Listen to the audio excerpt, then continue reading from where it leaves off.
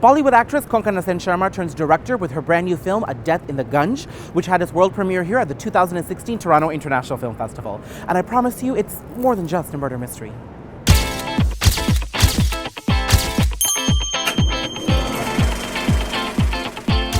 उनमें से सबसे बड़ा सपना था राइटर बनने का। जब मुझसे ये कॉलम लिखने को कहा गया, Konkona Sen Sharma comes from a film family and is an actor extraordinaire with celebrated performances in films such as Wake Up Sid, Talvar and Aaja Nachle.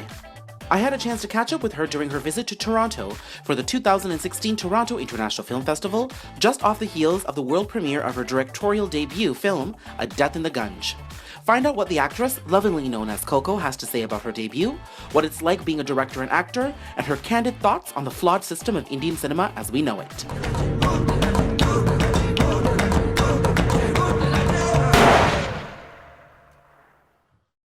Konkona, it is such a pleasure having you here in Toronto for the film festival. Thank you, Daniel. Yes, it's a pleasure to be here. You're here for your first feature film directorial debut. You have directed a short before this. That's right. This one is called A Death in the Gunj. I watched it. It was excruciatingly enjoyable. 20 minutes in, that scene when they were calling on the spirits and I kept hearing the tins drop, I'm like, okay, there's going to be a death now. And it happened at a very important part of the film. It didn't happen at that moment. But it was such an amazing film. Really? Thank you. So how did that come about for you? Why did you choose this to be your first directorial debut? You know, I hadn't planned on a directorial debut. I had not ever planned to really make a film or direct a film or anything like that. So it's just that I'd heard this story, the crux of the story, from my dad many years ago. So my dad is just one of those very charismatic people, and he tells these lovely stories.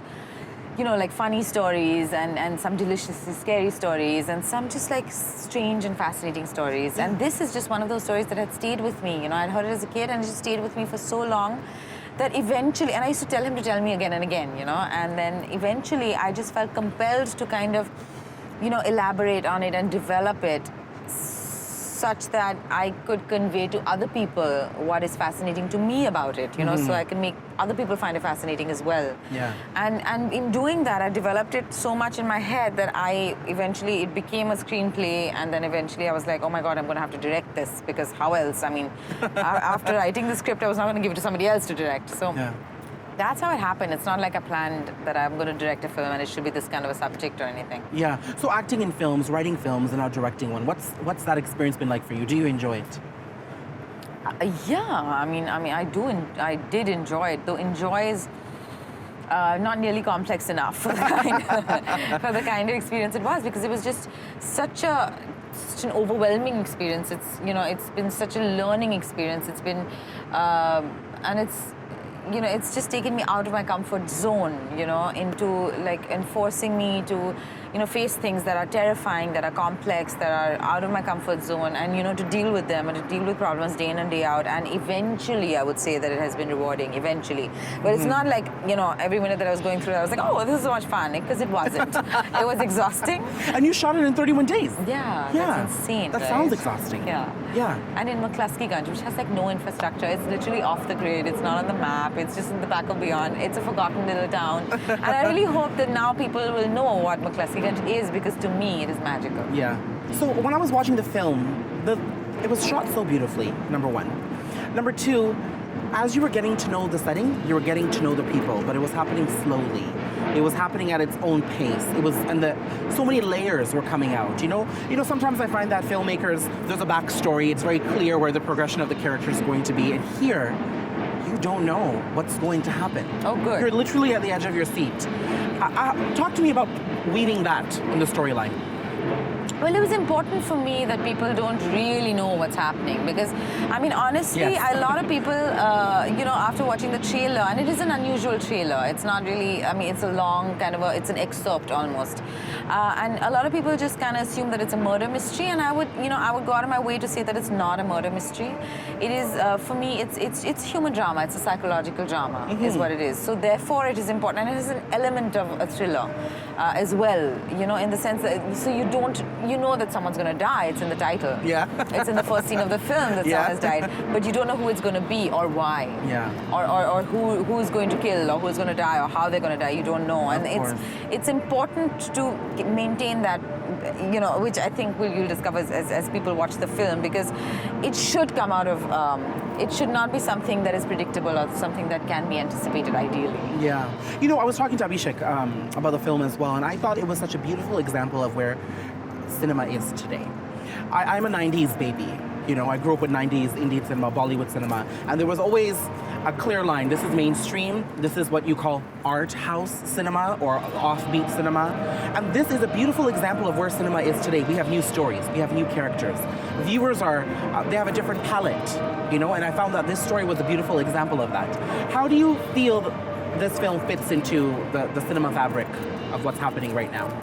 So, well, it's definitely not mainstream. Yeah. It's not a mainstream in the sense of like the kind of formula that mainstream follows. Yeah. I do think that it is more alternative in the space that it occupies. I do think it is more alternative. But at the same time, I think that, and I would like to think that it is engaging, you know, as long as it keeps audiences involved and that it's engaging, it doesn't really matter. So it's not important for me to actually have to fit into any kind of cinematic fabric, because I want to have my own voice, and I want people to relate to the film that I make. So it's the context of that is not really important for me. Yeah. You know, but you come from a film family. Yeah. Directors, actors, you're used to the set. What do you think your parents taught you growing up on the film sets? What do you think you've learned from them that's helped you in the making of this film? I think most importantly, they were great examples as human beings. That's beautiful. Yeah, and I think so it doesn't really matter what they did or where they were. It was great that I was familiar with the film set, because it wasn't a world that was alien to me. But of course, then I was acting as well, so it wouldn't have been alien to me anyway. But I did see it from my mom's perspective. You know, I saw the dark and sad kind of side of independent filmmaking, where you don't have budgets, and you're really fighting, and when you're making something which is not going with the norm, how difficult that is to get resources to get that done.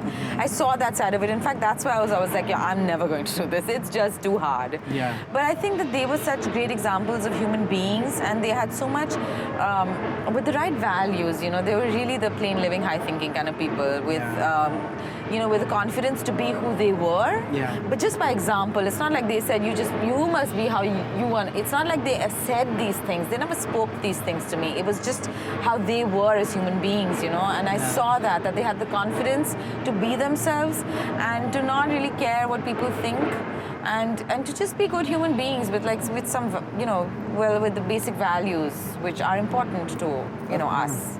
It's so beautiful because now the sun is shining and there's like light as you speak of your parents and the experience. So that's so beautiful.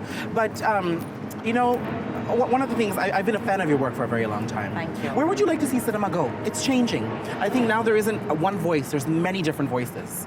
There's many different types of filmmakers coming in. There's people who are willing to support stories that may have not been told before. You mean in India? In India, yeah. What do you hope to see in cinema? Not only as an actor, but as a director as well. I feel that we don't have enough space to experiment, to explore, and to create new things, because we're too scared. So I feel like there should be more government funding to begin with, and I think that people should be allowed to experiment more.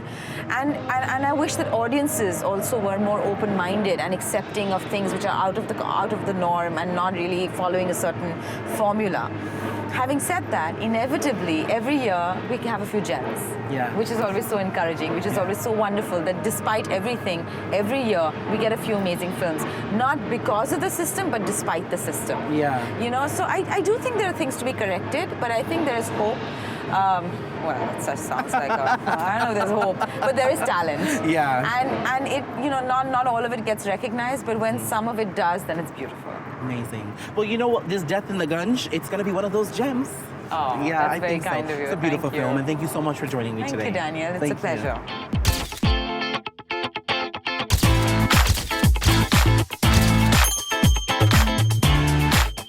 Hey everyone, thanks so much for joining me on this episode of Date with Daniel. Please like my video and subscribe to my channel for more quick, quirky, fun, and insightful chats.